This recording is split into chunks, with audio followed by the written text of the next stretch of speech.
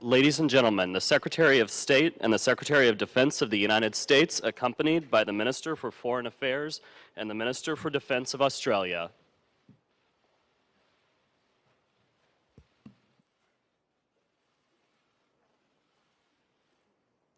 Good afternoon. Secretary Kerry and Secretary Hagel, along with their Australian counterparts, Minister Bishop and Minister Johnston, will now sign a statement of principles that affirms the shared intent to promote and expand defense and security cooperation.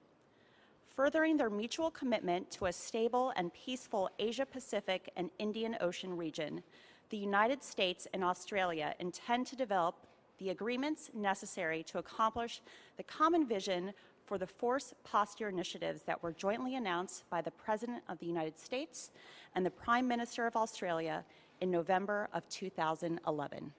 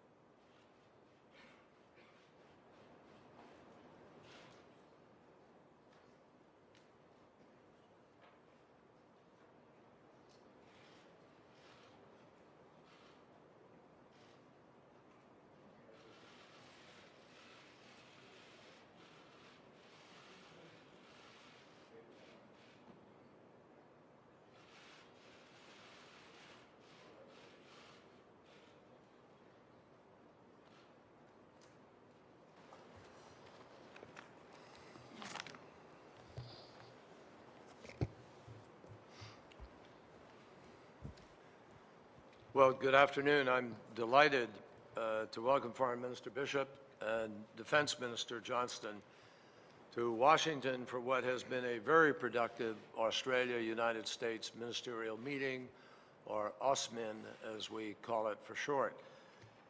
I think everybody understands that the relationship between the United States and Australia is really extraordinary. And though we live in different hemispheres and at opposite ends of the globe, the relationship between us really is as close as a relationship can get. To start with, Australia is a vital partner as we strengthen U.S. engagement throughout the Asia-Pacific. And together, we are growing closer and closer to finalizing the Trans-Pacific Partnership Agreement. That will create jobs and investment on both of our shores. And it will also raise the standards of business transactions within that region and raise them to a higher level, which we all aspire to. In addition, it will create, we think, a significant strengthening of the infrastructure between us, promoting democracy and good government and supporting gender equality throughout Southeast Asia. As we meet today, the United States and Australia are working very closely on the emergency assistance efforts with respect to the Philippines. And we are together bringing significant relief to many, many Filipinos as a consequence of the super typhoon that caused unspeakable devastation a few days ago. We also work very closely to address the region's security challenges, including the peaceful denuclearization of the Korean Peninsula. And we spent some period of time discussing that today. Just a few minutes ago, as you witnessed, my colleagues and I signed a non-binding statement of principles that will help to guide us as we move to put together a force posture agreement which will strengthen further U.S. and Australia relationship over the course of the years to come. And we are trying to see if we can accelerate those negotiations and complete that agreement as rapidly as possible. Our partnership, important to note, extends well beyond Asia-Pacific.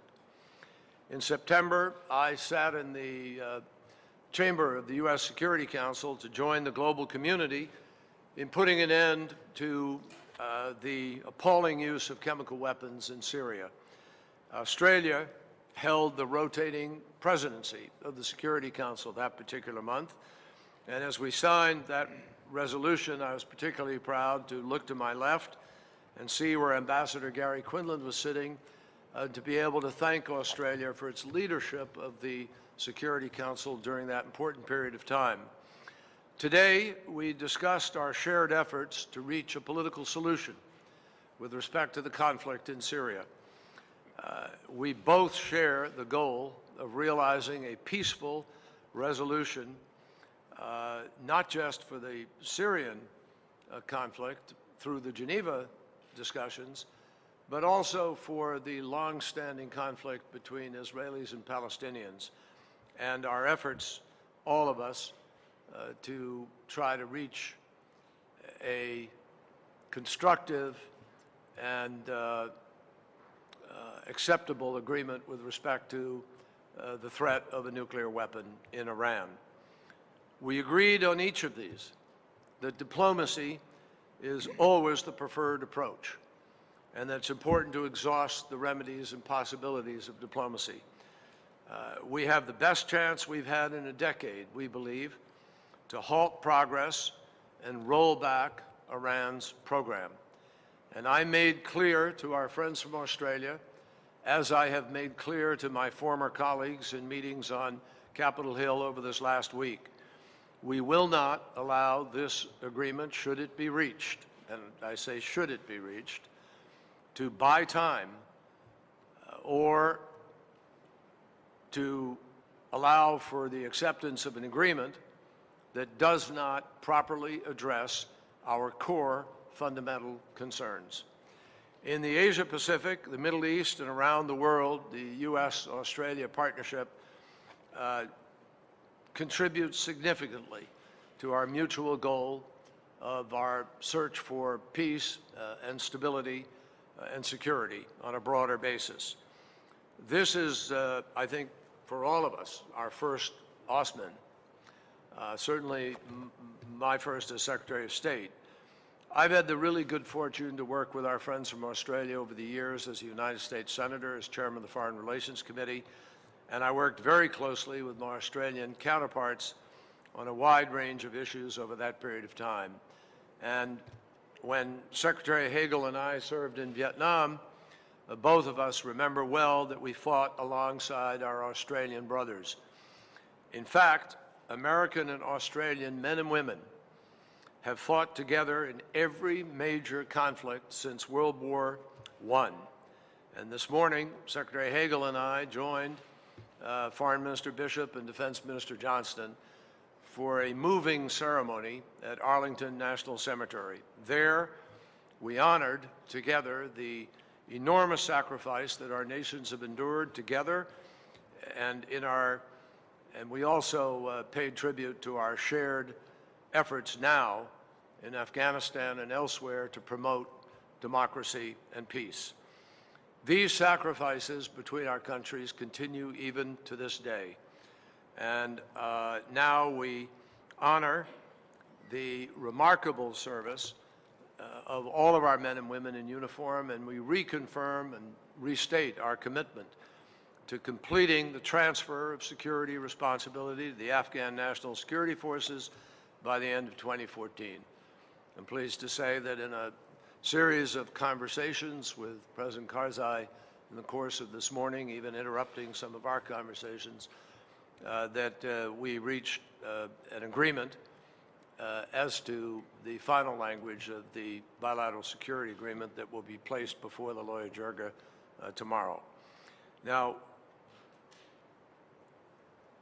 when we open up trade and when we work on our mutual investment throughout the Asia-Pacific, I'm pleased to underscore that the United States and Australia work hand in hand as closely as possible.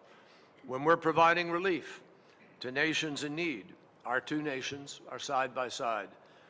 And when we're taking historic steps to ensure that the world's most heinous weapons are never used again, we are sitting and working side by side. And when we're on the battlefield fighting to protect our shared values, we are standing side by side. The United States could ask for no better friend and no closer ally than Australia. And it's been a great pleasure for Secretary Hagel and me to host the Australian delegation, and we really look forward to continuing our work side by side over the years to come. Thank you, Mr. Bishop. First, I'd like to thank Secretary Kerry and Secretary Hagel for their gracious hospitality and for hosting this OSMIN meeting here in Washington. Both Senator Johnston and I were deeply moved by the arrangements that were made to hold a ceremony at Arlington this morning as we paid tribute to the memories of those who have died in service of your country, and reflecting on the fact that, as you say, Mr. Secretary, our forces have fought side by side in every conflict in which we have been engaged. Senator Johnston and I took this opportunity to reaffirm the Australian government's commitment to the bilateral relationship and the ANZUS alliance, which is the cornerstone of Australian foreign policy. But as our wide-ranging discussion today made clear, our relationship is much more than just defence cooperation. We engage on every level, whether it be in education or scientific and research collaboration, whether it be tourism, whether it be the new frontiers of space, whether it be trade and investment. Indeed, I'm reminded that when you take trade and investment together, the United States is Australia's most important economic partner, and the considerable investment that we see from the United States in Australia and from Australia in the United States means that our economies are stronger, the job opportunities are greater as our two countries work closely together on economic matters. We took the opportunity today to discuss a range of issues regarding our region in particular, the Indian Ocean, Asia Pacific. We looked at the challenges, economic, security, strategic, that face the region. We support wholeheartedly the United States rebalance to our region, and it's most certainly the case that countries in our region look forward to more United States leadership in the region, not less. We also focused on the Indian Ocean and the countries of the Indian Ocean, as well as the Pacific Ocean. We spoke more generally about global issues, about the Middle East, Syria, Egypt, Iran. We talked about the need for denuclearisation on the Korean Peninsula. Specifically, we spoke about our joint force posture initiatives, and I'll ask Senator Johnston to say a little more about that. And we also recognise that the joint membership we have of the regional architecture, the global architecture, including the East Asia Summit, APEC, the G20, means that not only do we work bilaterally, but we also work regionally and globally as partners. There is no doubt that the relationship we have, the friendship we have, the partnership, the alliance, makes us both stronger countries. And I thank our American hosts for having us here. It has been our first OSMIN. It certainly, I hope, will not be our last.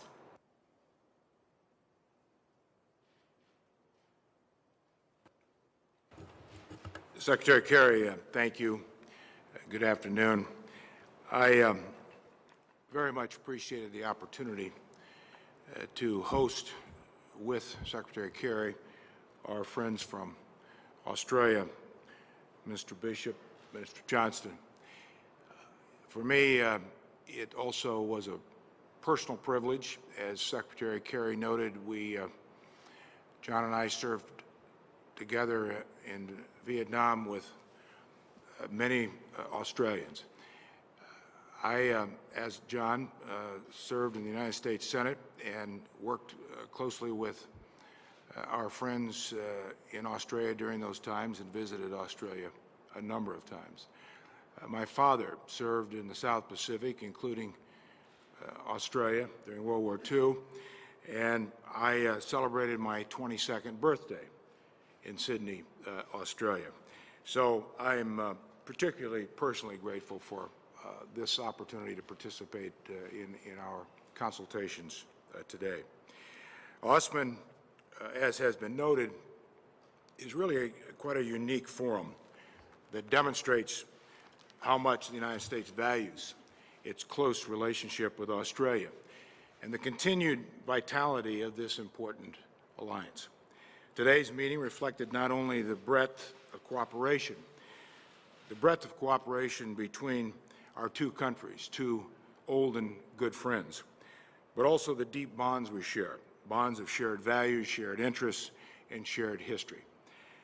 We were reminded of these common bonds earlier today as Secretary Kerry, Minister Bishop has noted at the Arlington National Cemetery.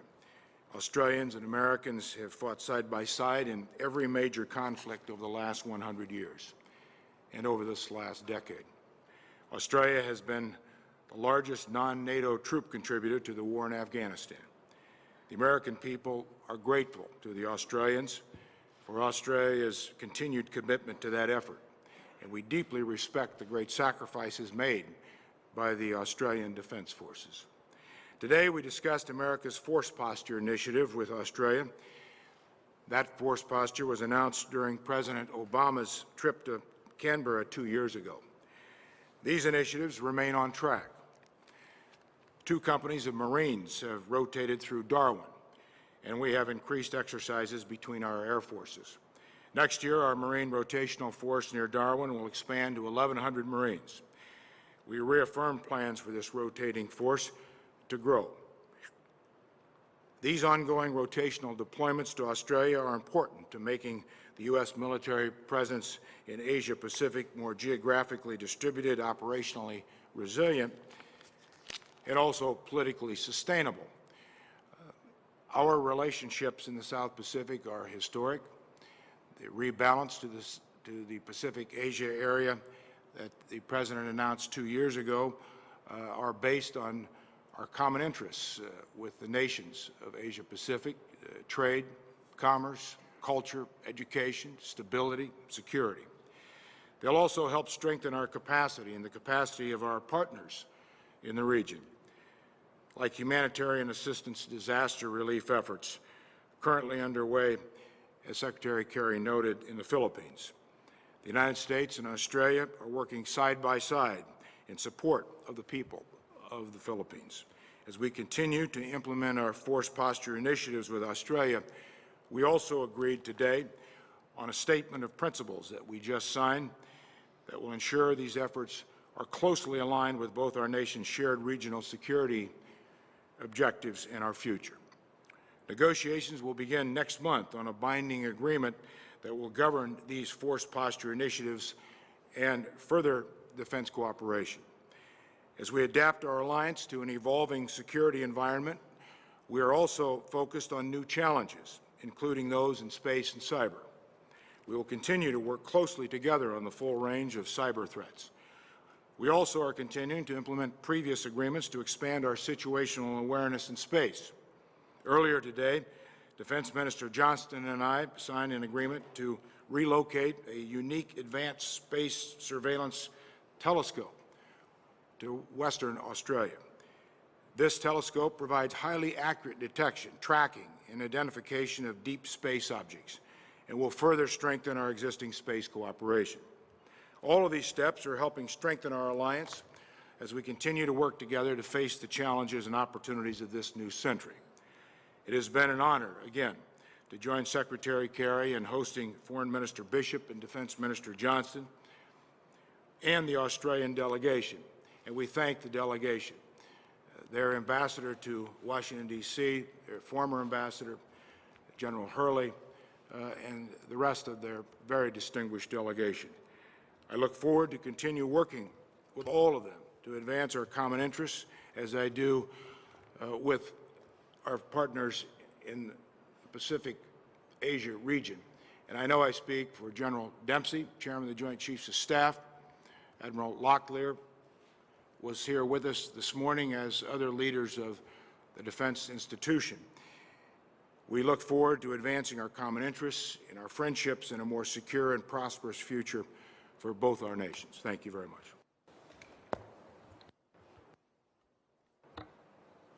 Thank you, Mr. Secretary. Can I adopt and support the remarks of my Foreign Minister, Julie Bishop,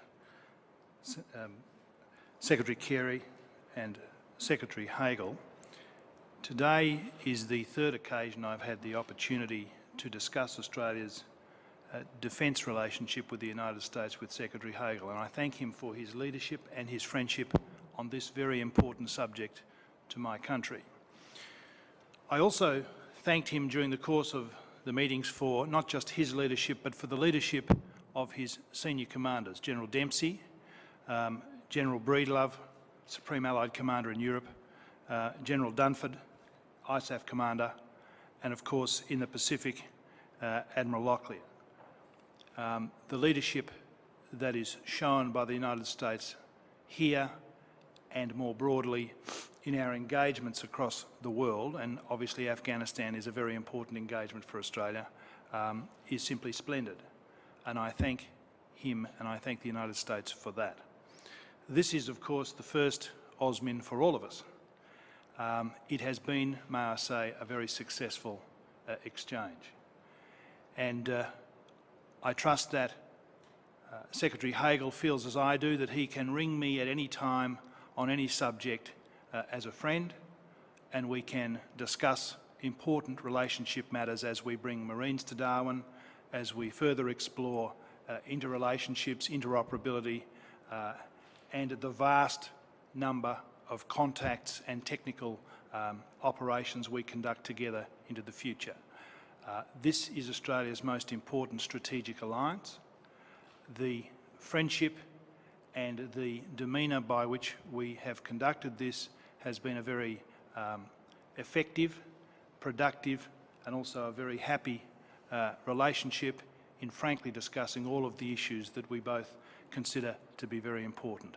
I want to thank Secretary Kerry and Secretary Hagel for their hospitality, and it has been a delight to be here, and I thank you again.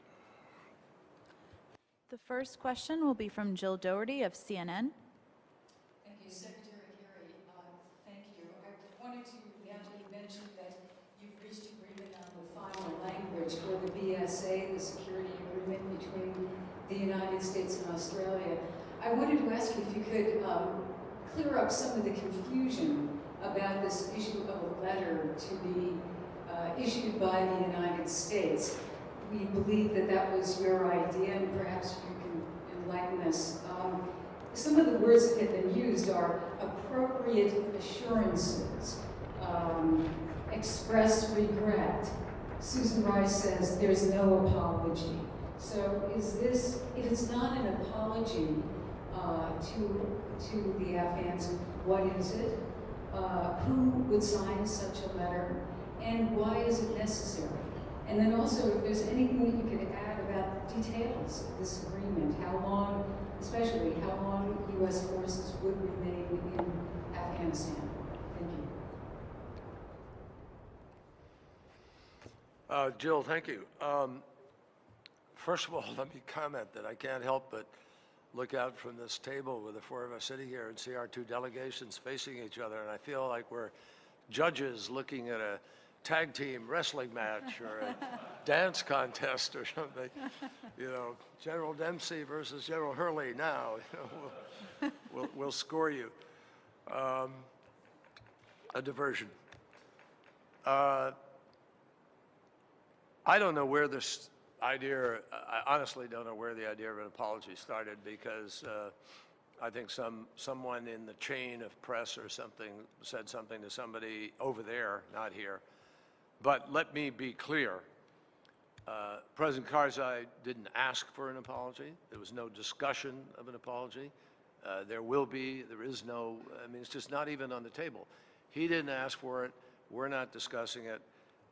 And that is not the subject that we have been talking about. What we've been talking about are the terms of the BSA itself, which provide the outline of the structure, the process by which ISAF, international forces, the United States forces themselves would be engaged going forward. As I think you know, it is a very limited role. It is entirely train, equip, and assist. There is no combat role for United States forces, and the bilateral security agreement is an effort to try to clarify for Afghans and for United States military forces exactly what the rules are with respect to that ongoing relationship. It's very important for President Karzai to know that issues that he's raised with us for many years have been properly addressed. It's very important for us to know that issues we have raised with him for a number of years are properly addressed. The agreement will speak for itself when the agreement is approved. And as we sit here tonight, we have agreed on the language that would be submitted to a lawyer jirga, but they have to pass it. So I think it's inappropriate for me to comment at all on any of the details. It's up to the people of Afghanistan. When I left Kabul that late night, when President Karzai and I had finished the major part of the negotiation, we both said it has to go to the lawyer jirga. There were some people who may have questioned or doubted whether that was going to happen. Well, it's happening tomorrow. And it's happening tomorrow with agreed upon language between us.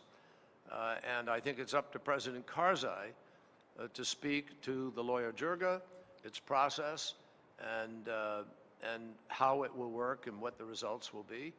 And it's up to President Obama and the White House to address any issues with respect to any possible communication between the President or President Karzai. So let's see where we are. But the important thing for people to understand is there has never been a discussion of, or the word apology used in our discussions whatsoever. The next question will be from Nick O'Malley of the Sydney Morning Herald. Secretary Kerry, I was wondering, after the revelations that the NSA had conducted surveillance of the German leadership, the response from America was to seek to placate and reassure Germany. I couldn't hear your last, the response? The response from America was to seek to placate German leadership. Do you think that would be a useful approach for Australia to be taking after revelations of Australian espionage against Indonesia? Well, let me just say, fundamentally, each situation is its own situation. We have great respect, obviously, for the work we do together with our friends in Australia, as we've said here today. We have an unbreakable and a critical working relationship, and we have worked together on counterterrorism and many activities on a global basis, and will continue to. Likewise, we have great respect and affection for Indonesia. We work with our friends in Indonesia on many different issues, and we will continue to do that. But whatever has been or not been released or being discussed in the papers, I believe, as I think our friends in Australia do, is a matter of intelligence and intelligence procedures, and we don't discuss intelligence procedures in any sort of public way at this point in time, certainly, unless the President indicates otherwise, but that's where we are. The next question will be from Scott Stearns of VOA.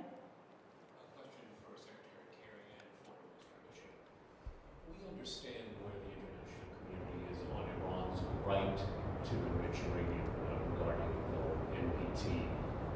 But can you foresee, over resolution to this standoff that includes Iran in any way enriching uranium? Or does access to a civilian nuclear program on the part of Iran mean that it needs to access that uranium elsewhere?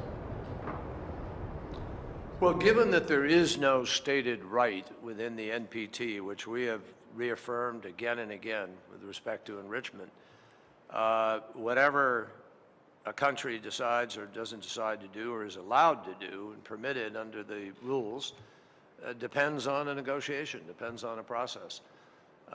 We're not in that negotiation. We're at the initial stage of determining whether or not there's a first step that can be taken. And that certainly will not be resolved in any first step, I can assure you. So the President has said many times, Iran, like other nations that are signatories to the NPT, the Non-Proliferation Treaty, have a right to peaceful nuclear energy. Now, what that contains depends on the standing of that particular nation with respect to NPT requirements in the international community. So that's what the negotiation is about. And I'm not going to predetermine its outcome except to say to you that no right is recognized or granted within anything that I've seen in the early discussions. It is a subject of negotiation. It would have to be resolved in negotiation and subject to extraordinary standards and scrutiny and process, which is the heart of the negotiation. So there's no way to suggest anything but that it's important to get to a negotiation and see what can or cannot be reached. Australia is monitoring the P5+1 scenario very closely, and I'm grateful to Secretary Kerry for keeping us informed in the context of this AUSMIN meeting as to where the proposed negotiations are, where they're likely to head. But we also reiterate that should a nation require nuclear aspects for the purposes of civilian uses, peaceful purposes, then of course it's subject to international safeguards. It's subject to a range of protocols, and that would apply in this case. But we're not at that stage. We're not at a stage where Iran has convinced us that its use is for peaceful civilian purposes. Should it get to that point, then of course the appropriate international safeguards and protocols would apply, as they would to any other country in that situation. The final question will be from Jane Cowan of the Australian Broadcasting Corporation. Foreign Minister Bishop, given the furore now over the revelations of Australian spying on Indonesia, have you registered Australia's displeasure with those security lapses that gave rise to the Snowden leaks that have now caused so much discord in that relationship? And Secretary Kerry, can you confirm that the spying was done at the request of the US? As I have said on numerous occasions, and as the Prime Minister has said, we do not discuss intelligence matters, certainly not allegations. We do not discuss them publicly, and we will not do so. The Prime Minister has made 2 statements to the Parliament now on this issue, and I would refer you to those statements. In regard to our discussions today, we had a very wide-ranging discussion about a whole raft of issues that affect our bilateral relationship. They were very productive and very fruitful discussions, and long may they continue. As Prime Minister Abbott has said in the comments that he has addressed, and as Minister Bishop has said here today and on many occasions, and as I have said in my previous comments, we just don't talk about intelligence matters in public, and we're not about to begin now. Thank you, everyone.